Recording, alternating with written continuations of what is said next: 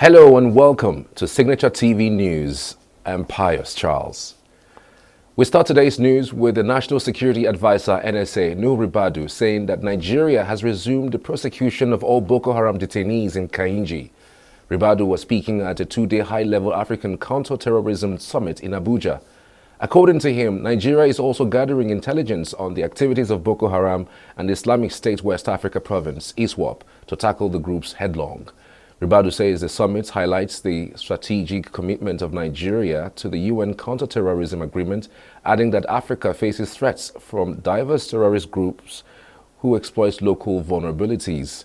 He added that Nigeria has broadened its approach to counter the evolving security threats posed by activities of Boko Haram and ISWAP, including the use of digital assets. In response, Nigeria has broadened its strategic approach to address these evolving threats comprehensively. Key to our national efforts are the implementation of the National Counterterrorism Strategy and pivotal legislation such as the Terrorism Prevention and Prohibition Act and the Money Laundering Prevention and Prohibition Act. The National Counterterrorism Center leads our coordinated efforts, bolstered by the recent establishment of the National Center for the Control of Small Arms and Light Weapons. On his part, the Under-Secretary General for the UN Secretary General for Counterterrorism, United Nations Office on Counterterrorism, Vladimir Voronkov, said the success of the United Nations lies in the collaboration of African countries towards providing African-based solutions. I commend African member states and regional organizations for their tireless efforts in countering this scourge that has affected the lives and well-being of millions of people. The success of the United Nations in Africa hinges on our commitment to support African-led solutions to African challenges. The two-day high-level summit is expected to, among other things, produce solutions to the multifaceted security threats in Nigeria and Africa as a whole. The summit is being attended by President Bola Tinubu and the President of Ghana, Nana Akufo-Addo, and the President of Togo, Faure Gnassingbé. Representatives of the Presidents of Chad and Niger are also present, while over 400 delegates from across the African countries are in attendance. The presidential candidate of the Labour Party, Peter Obi, is advising the federal government against embarking on new projects without completing ongoing ones. In a statement via his verified X handle on Monday, Obi suggested that given the state of the nation's economy, emphasis should be placed on priority projects while maintaining fiscal discipline as a critical guiding principle so as not to worsen the country's debt burden. He said he had followed recent comments and developments arising from the coastal Lagos-Calabar superhighway and expressed fears that the project may not be completed in the next 30 years. The former Anambra State governor said most of those uncompleted roads have been under construction for several years and unlikely to be completed anytime soon due to poor and unplanned funding. According to him, there is pressing issue of numerous uncompleted roads scattered across the country, many of which, according to him, have become hazardous, death traps and security risks. He observed that the numerous uncompleted roads scattered across the country have become hazardous, death traps and security risks, while innocent Nigerians who traverse the dilapidated roads under perilous conditions have become vulnerable to kidnappers and other dangers. According to him, most of the roads which are vital for economic growth, regional connectivity and overall development have been under construction for several years and decades now are unlikely to be completed anytime soon due to poor and unplanned funding. Obi stated that the 892 billion naira budgeted for the Federal Ministry of Works in the 2024 capital budget and other expected contributions from sources like the China Exim Bank and the World Bank will not be enough for serious work on all the critical roads. Lucky Ayedatiwa has emerged winner of the Ondo All Progressives Congress APC governorship primary election, ending a voting process that started on Saturday. The chairman of the election committee and the governor of Kogi State, Usman Ododo, declared him the winner of the exercise in the early hours of Monday. The Ondo State governor coasted to victory in 16 of the 18 local government areas. Ayedatiwa amassed 48,569 votes in the primary to beat his closest rival, Mayowa Akim Folarin, who polled 15,343 votes in the election. Olushola Oke, 14,865 votes got him the third position. The governor lost Elijah local government area to third-placed Oke. Excited Ayedatiwa in his acceptance speech thanked party members for voting him in as the APC flag bearer. Incidents of violence marred the election in Ifedore, leading to a cancellation of results. The primary, which was held on Saturday, saw several of the contestants alleging the elections didn't take place anywhere. The federal government says it is ready to launch about 2,700 compressed natural gas-powered buses and tricycles before May 29, when President Bola Tinubu would have clocked 1 year in office. To this end, 100 conversions workshops and 60 refueling sites are to be set up across 18 states before the end of 2024.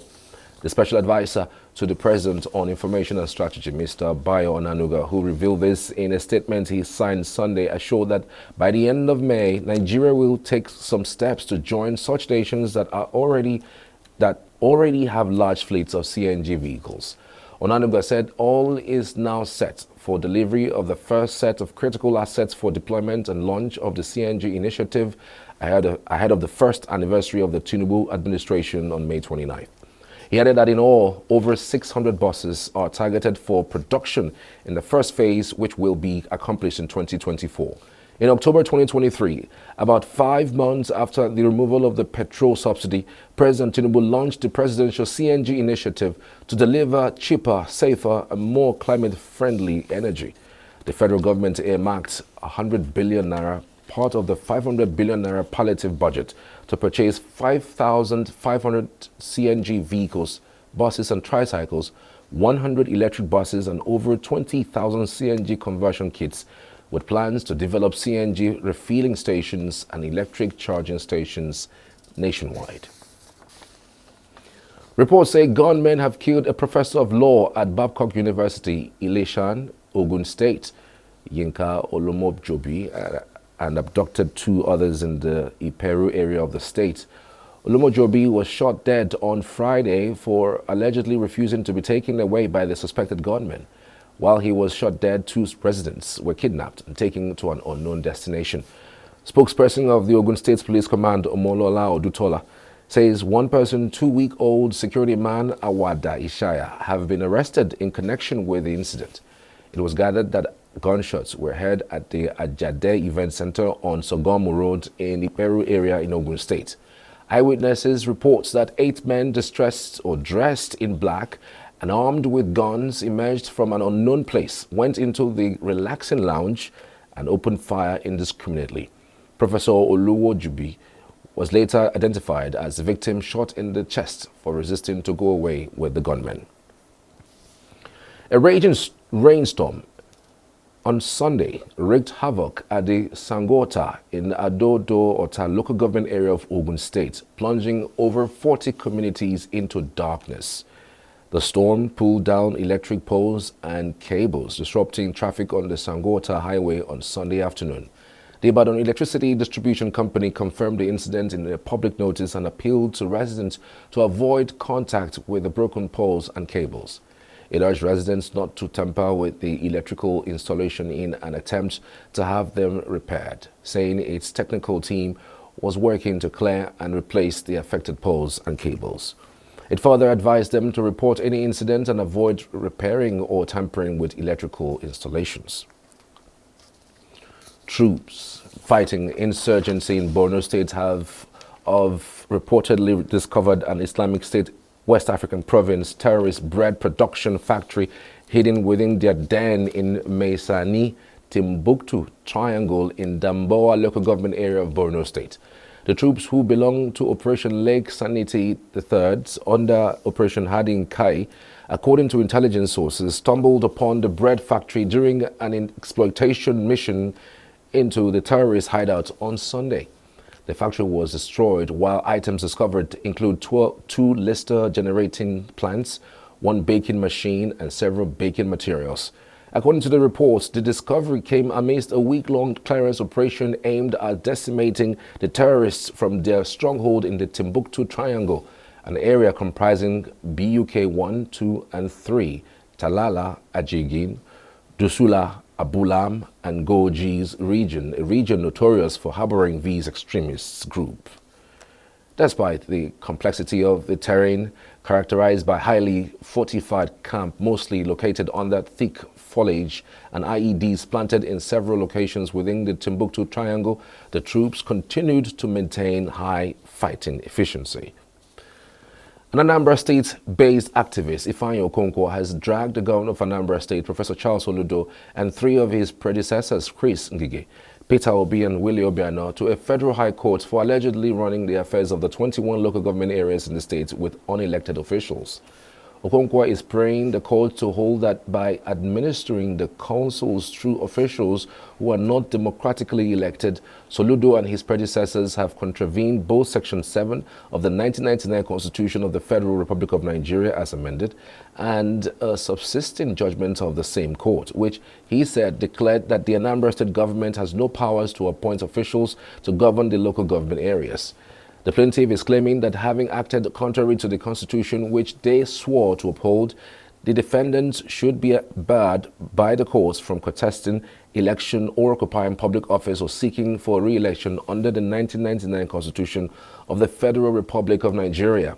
The suit instituted through originating summons at the Federal High Court, Awka, the plaintiff sought 9 consequential reliefs against the defendants premised on the interpretation of the previous judgments of the court in suit. Listed as first to 8th defendants in the latest suits are the Federal Republic of Nigeria, Governor of Anambra State, Attorney General and Commissioner for Justice, Anambra State, and Anambra State House of Assembly. Others are former governors Ngige, Obi, Obiano for themselves and on behalf of their transition chairman and councillors, and Livinus Onyenwe for himself and on behalf of transition chairman under the Soludo administration. Turkish President Tayyip Erdogan landed in Baghdad on Monday, beginning a rare visit to Iraq aimed to reset ties between the Middle East neighbors. His long-awaited visit is the first by a Turkish leader since 2011 and follows years of rocky relations as Ankara ramped up cross-border operations against PKK militants based in mainly Kurdish mountainous northern Iraq. Iraq has said such operations violate its sovereignty and have killed civilians, but Turkey says it must protect itself against the PKK, which had been designated a terrorist group by the US and some other countries. Iraqi and Turkish officials said more than 20 memoranda of understanding would be signed during Erdogan's one-day visit. Bilateral trade was worth $19.9 billion in 2023, down from $24.2 billion in 2022. According to officials, Turkish data, while export to Iraq rose by 24.5% and imports fell by 46.2% in the first 3 months of 2024. Russia says fresh aid to Ukraine from the United States would not change the situation on Ukraine's front lines, where Russia is having upper hand. Russian spokesperson Dmitry Peskov said on Monday that the Russian army keeps improving their positions, while new U.S. money and weapons provided to Ukraine would only lead to new victims among Ukrainians. He said the bigger share of the funds allocated for Ukraine will remain in America, making it richer. The U.S. House of Representatives on Saturday approved more than $60 billion in new aid to Ukraine, which has been held up in Congress for months. And elsewhere, militant groups today protested the largest joint combat exercises between the U.S. and the Philippines as the Southeast Asian nation faces territorial threats from China. Leftist organizations marched to the headquarters of the Armed Forces of the Philippines, AFP, in Camp Aguinaldo, Quezon City, to slam the launch of the 2024 Balikantan exercises on April 22nd. The protesters denounced what they called imperialist war games allegedly orchestrated by the U.S. as they called for the removal of American military bases in the Philippines. The rally was held as the start of the bilateral drills was formally marked at the AFP headquarters. The 2024 Militant exercises is said to be the biggest iteration yet, involving some 16,700 soldiers from both allied nations. It will run from April 22nd to May 10th and will be carried out beyond the Philippines' 12 nautical mile territorial zone. However, China has warned that the move will only worsen tensions in the disputed South China Sea. Chinese Foreign Ministry spokesperson Lin Jian says attempts to bring in external forces to safeguard its so-called security will only lead to greater insecurity for itself. The Philippines has seen a number of clashes with Chinese vessels in the South China Sea in recent months. Floods has drenched cities in southern China's populated Pearl River Delta on Monday following record-breaking rains. From the southern Chinese city of Qingyuan, there are footages that show the extent of the flooding. Most residents encountered lots of losses, while others are worried about more important disasters in future. The Guangdong province says the factory floor of the world is prone to summer floods. Its defenses against disruptive floods were severely tested in June 2022 when the province was pounded by the heaviest downpours in 6 decades. The Palestine health officials has saved a baby girl from the womb of a Palestinian who was killed along with her husband and daughter in the Israeli attack in Gaza. In the course of this attack, 19 people were found dead overnight in the intensified strike. There were hits on 2 houses, and 13 children from one family were found dead. The baby, which was placed in an incubator in a Rafah hospital alongside another infant weighing 1.4 kg and delivered in an emergency C-section, is stable and improving gradually. The doctors say the baby will stay in the hospital for 3 to 4 weeks and will go to the family, to the aunt or uncle or grandparents. Over 2.3 million of Gaza people have crowded into Rafah, seeking shelter from the Israeli offensive that has laid waste to much of the Gaza Strip over the last 6 months. The Israel Prime Minister Benjamin Netanyahu has said fighters from the militant group Hamas must be eliminated to ensure Israel's victory in the war. The President of the United States of America, Joe Biden, has urged Israel not to launch a large-scale offensive in Rafah to avoid more Palestinian civilian casualties. The Palestinian Health Authority says more than 34,000 people have been killed in Israel's assault, which began after Hamas fighters attacked Israel on October 7th, killing some 1,200 people and abducting another 253. And that's the news updates on Signature TV this hour. My name is Charles Pius.